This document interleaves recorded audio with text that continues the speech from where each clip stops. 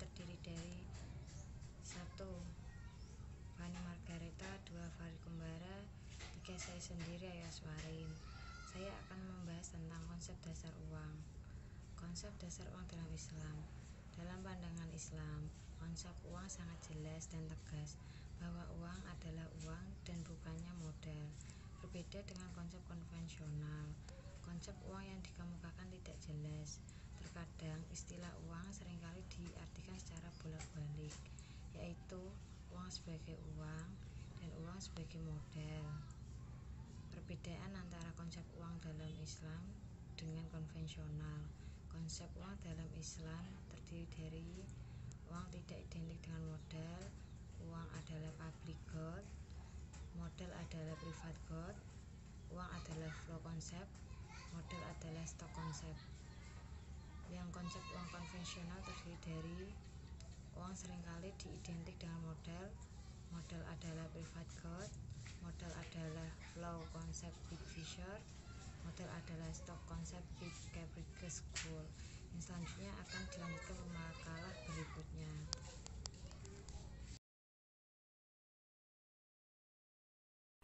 Assalamualaikum. Di sini saya akan melanjutkan materi yang tadi dijelaskan oleh Mbak Ayaswarin.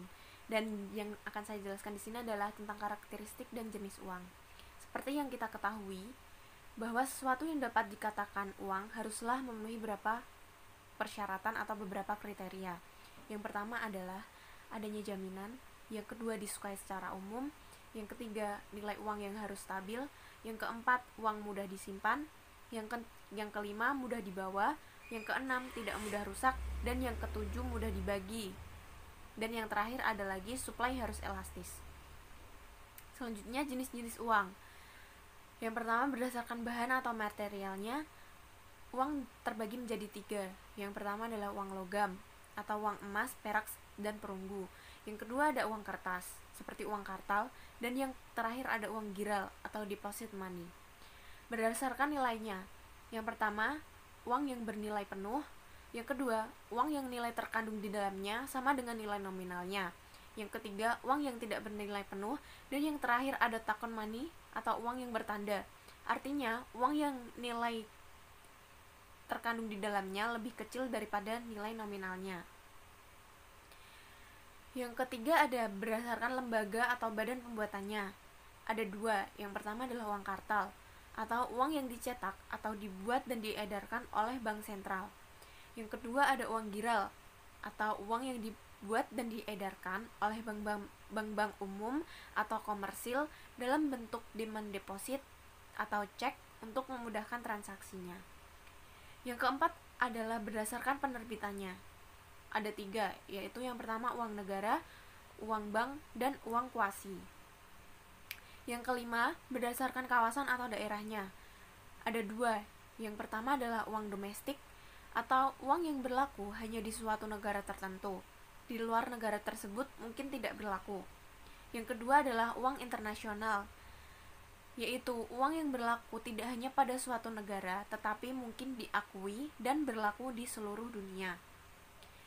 Dan yang terakhir adalah uang berdasarkan tingkat likuiditasnya terbagi atas 2, 3.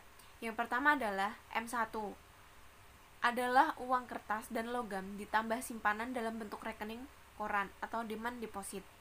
Yang kedua adalah M2 adalah M1 plus tabungan plus deposit berjangka atau time deposit pada bank-bank umum.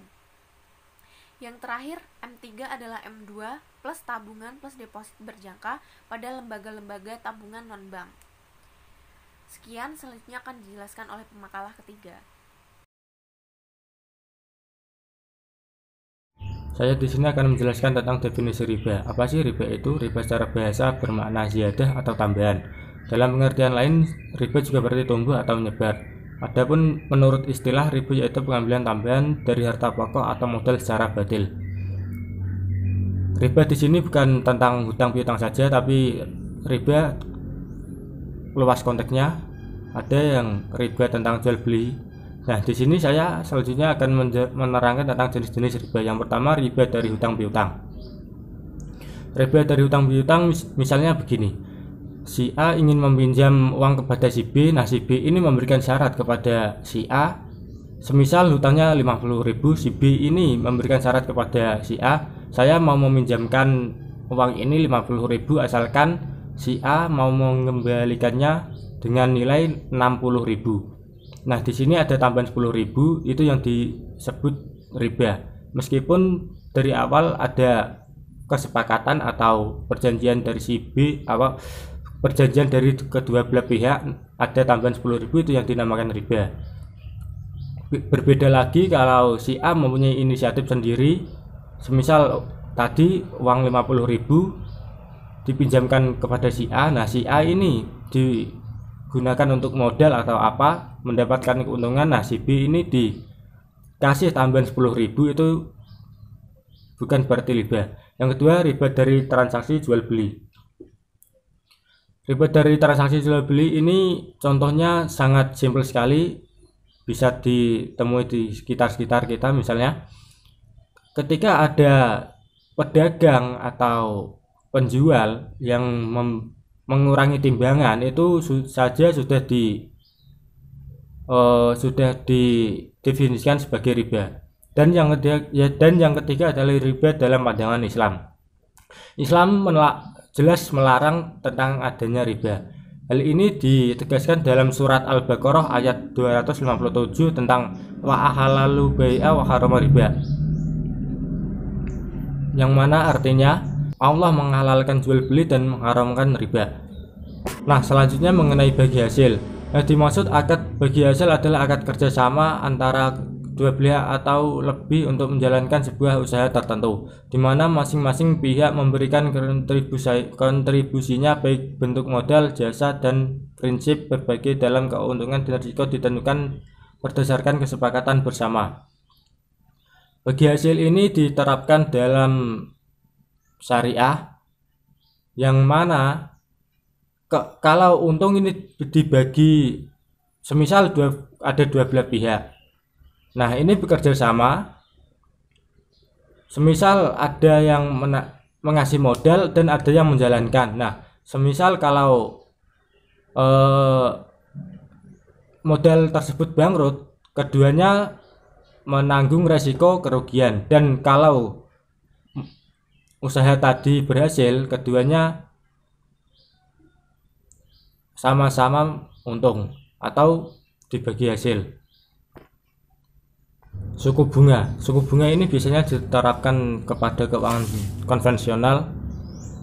Nah, bunga bank diartikan sebagai balas jasa yang diberikan oleh bank yang berdasarkan prinsip konvensional kepada nasabah yang membeli atau menjual produknya. Bunga bank juga bisa diartikan sebagai harga yang harus dibayar kepada nasabah yang memiliki simpanan dan harga yang dibayar oleh nasabah yang memperoleh pinjaman kepada bank. Semisal saya meminjam uang kepada bank konvensional katakanlah sekian juta. Nah, si bank ini memberikan bunga kepada saya sekian persen. Setelah jatuh tempo saya harus membayar kelebihan dari suku bunga itu, saya harus membayarnya. Nah, ini dapat dikategorikan atau dimasukkan dalam kategori riba. Suku bunga ini dapat dikategorikan sebagai bunga karena ada tambahan, ya, dari awal tadi ada tambahan, walaupun sedikit itu sudah bisa dikatakan riba. Sekian penjelasan dari saya. Assalamualaikum warahmatullahi wabarakatuh.